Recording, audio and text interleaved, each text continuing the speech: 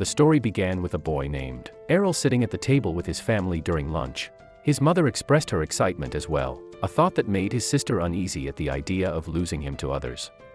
While Errol's older sister, Errol, however, remained grounded. Unlike his family, he believed he would turn out to be just another ordinary boy. In his world, hero classes were blessings, granting them the ability to specialize in various skills. The priest began the ritual by placing his hand on the forehead of the first boy. Children, once they turned 10, he would inherit something equally extraordinary, and the priest continued the process with the remaining students. His sister insisted that he would surely receive a remarkable blessing, and whispers of envy spread among the crowd. As he walked toward the priest, his family cheered. Many assumed that, since Errol's parents, Farah, the Sword Princess, and Leon, Archmage, possessed advanced classes, he would inherit something equally extraordinary. Yet, when Errol closed his eyes and concentrated, he saw nothing. The priest was stunned and solemnly announced that Errol was a rare case, a child born without a class. His family's excitement immediately collapsed into disappointment.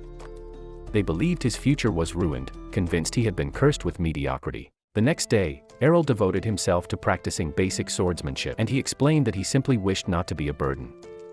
His sister promised her continued support. Errol reminded them that he had always trained with his mother and could still be useful, even without a class.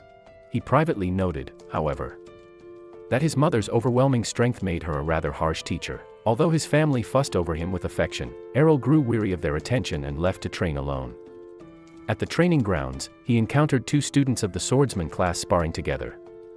They mocked him for being classless, insisting that they themselves did not even need to train because of their innate advantages. When they boasted about their skills, Errol boldly challenged them. Initially, they laughed at his audacity, but one boy eventually accepted to teach him a lesson. Before the duel began, he reminded Errol about the protection blessing, a shield granted to all children at birth that prevented fatal injury. Errol confirmed he was protected and prepared himself. The boy attacked with confidence, yet Errol parried with ease. Shocked, his opponent grew increasingly frustrated.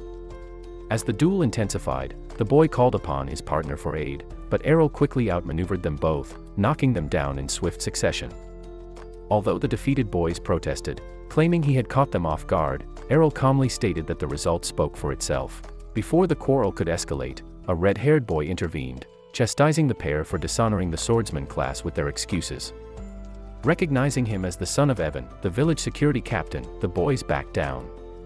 The red-haired youth then challenged Errol directly, revealing his resentment toward Farah, Errol's mother, who had taken the title of strongest swordsman in the village from his father. Despite his bitterness, he acknowledged Errol's skill and declared his intention